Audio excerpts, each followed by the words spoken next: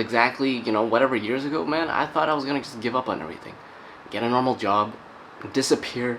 No one on the internet will ever see my face again. And the fact that I went to Vietnam and I'm doing this, was my one last chance as being like, maybe I give this one more shot. One more shot before I call it quits. Hello, everybody. It is a red light. We're rolling. Let's cross. Try not to die. So right now, we are in Vinh Huế.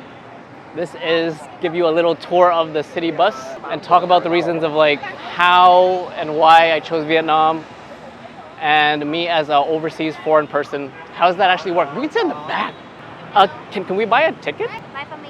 Pardon? 2 people. That's 300,000. How long does it? 1 hour? Yeah. That's perfect. And then there's room up top. Okay, let's go. Hai người à? Hai người, anh ngồi chung với em nha. So one of the things I wanted to ask you as a local Vietnamese is your first impression of the word Việt kiều. What is it? I remember you told me it's still stuck. So Việt kiều for me is people who Vietnamese who went abroad and then stay there for a long time and then come back. But what's the stereotype?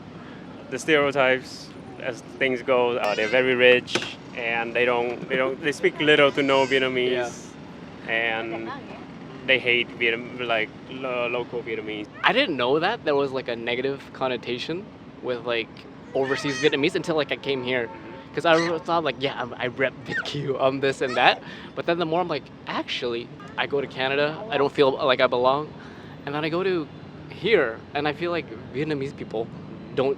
Do you see me as Vietnamese? Yeah. You do, because you know my story. But like, out and about. I think you're more foreigner than Vietnamese. Suy nghĩ của anh đó, thì chắc là sẽ có Việt thiên hướng bên nước ngoài hơn. Next week marks month 3 of me living in the beautiful city of Ho Chi Minh, aka Saigon, aka Vietnam, and I've just been having incredible, explosive diarrhea. That is the honest truth. First month here, I think I got a huge flu. Like I've had this like nasty cough for like a month. I think it's like, I don't want to say what it is, and that almost knocked me out. And then I haven't been able to just really enjoy and really be able to like sit and enjoy the city like I have to. Because it's a different thing from like going here and like being a tourist in the city, and it's a different thing from living in the city. And you're like, Peter, why are you complaining so much? What are you doing? And it's like, no, but I love it. Because for the first time in my life, I feel this sense of belonging. Even though I don't look the part, I get mistaken as like Japanese all the time, or foreigner, or người nước ngoài, or like whatever. No one knows I'm gốc Viet, man. I'm like a ninja, bro. And it's like, I can understand everything around me. And fun fact, like Vietnamese was my very first language.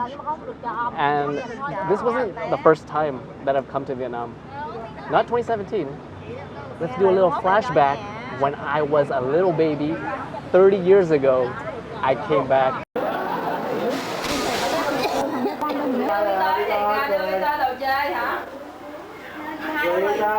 And I feel like that was one of the reasons where it's like, I feel like I'm coming back home again to like, a lot of Việt kiều call it like, quê hương, về quê hương or something. Where like for so long I've always felt like, didn't really fit in Canada and this grind. And then like, I know I come from a place of like super privilege, because like, oh my God, if you have the opportunity and this and that, like, I know I come from a place of privilege. Like, I know that I am blessed because my parents raised me and they sacrificed a lot so I can be a Canadian. So first, right, I'm Canadian at heart, right? But at the same time, I'm also Vietnamese. I'm Canadian born Vietnamese. Was almost ashamed of being like Vietnamese in the beginning, where you would get bullied for like speaking Vietnamese.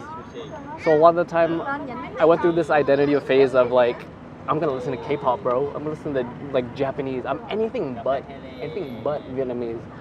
But it's only until like, as I've gotten older and really embraced like Vietnamese culture, everything just came full circle, where I'm able to feel much more, I don't know, it's like this familiar feeling of being here And as I'm exploring more of who I am, and the more settled I am, I feel like I'm finally becoming whole again, as cheesy as this sounds, where I am this other half of me, I'm feeling it myself. Because I guess what I wanted to say is like the grass is greener where you water it.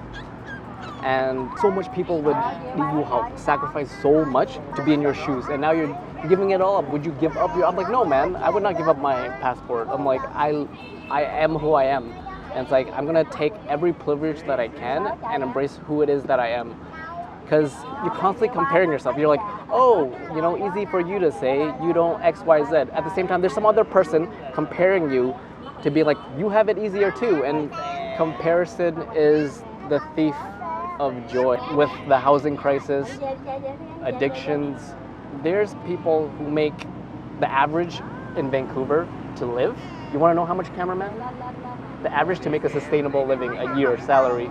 You want to throw a number? To have a decent salary, you're looking at least $110,000 per year, and not including taxes, you're looking at maybe $80,000, and that's around roughly maybe close to Mokdei a year. And you're gonna be, oh my god, Mokdei, but like currency is where it's at, where it's like depending on where it's relative to the location. So we're talking about 6 figures, and once I hit that, which I should be really proud of, it was always like I needed to do more, but something was missing, where I was so depressed, I was so lost in my life, where I used work as something to just fill this void. And most of y'all don't know that I have a full-time job on top of trying to document my entire journey and getting paperwork, health checks. The biggest thing is like I'm getting sick, and then I'm like, okay, I'm ready to do content again. I'm ready to do this. Let's go. I get sick again.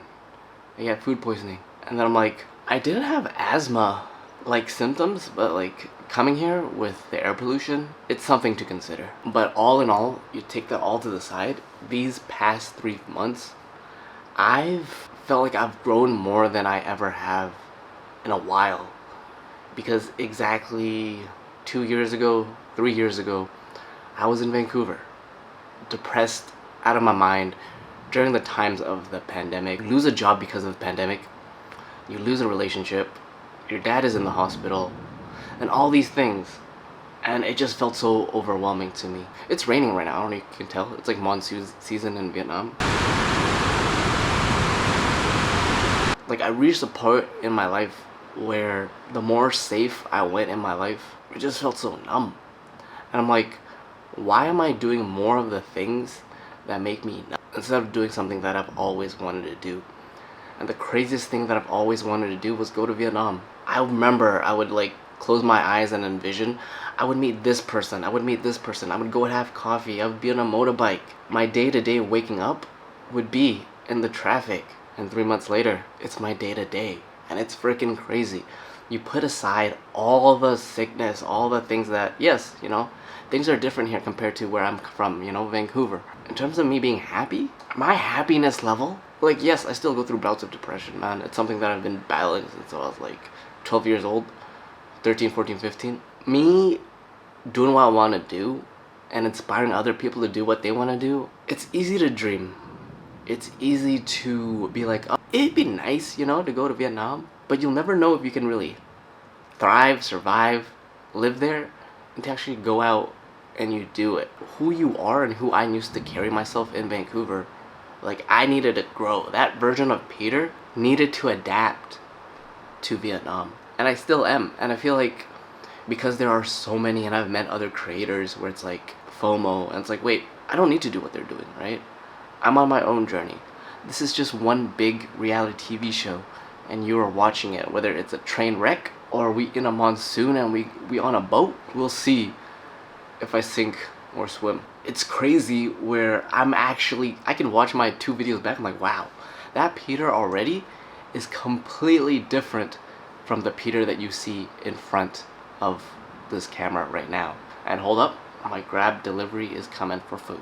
The fact that I was able to save myself, as dramatic as that sounds, I might not be here forever, right? And I spent a lot of my life sacrificing a lot of my own time because I'm seeing my parents like struggle so hard, and I stayed and I took jobs that I didn't need to take as long as I could to make money to give it to my parents so then they would be okay. So me being here, there is that still a little bit that sense of guilt where the more I'm here, I'm more able to understand my parents a lot more, to the struggles of what it's like to have a reverse immigration, to not understand the language, to not understand how things work, to understand all their fears and concerns. There is a little bit of grain of truth in what they say.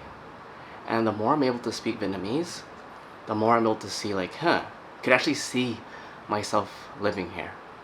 Which is why in the next video, I'll break down exactly how much I've spent in the first month to month now in terms of rent, food, everything. And then you guys can figure out whether or not you want to live here, whether it's for 3 months, 6 months, 1 year, 2 years, and the story continues, y'all.